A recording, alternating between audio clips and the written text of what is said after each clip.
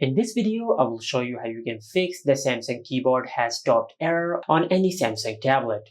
Now to fix this issue, first of all, just go to Settings. And under Settings, just scroll down and tap on Apps. Now from here, just tap on the three lines on the screen and enable Show System Apps. Then tap on OK, and after that, in the search bar, just search this. From here, just tap on Samsung keyboard. And on this page, just tap on Storage. After that, just tap on Clear Data.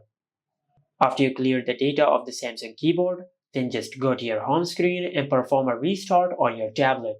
To do that, just open the Control Center, then tap on the power icon. From here, just select Restart. And once the restart process is completed, you will fix the Samsung keyboard has stopped error on your Samsung tablet. Just like that. And this is it. Make sure to like, comment, and subscribe. Thank you for watching.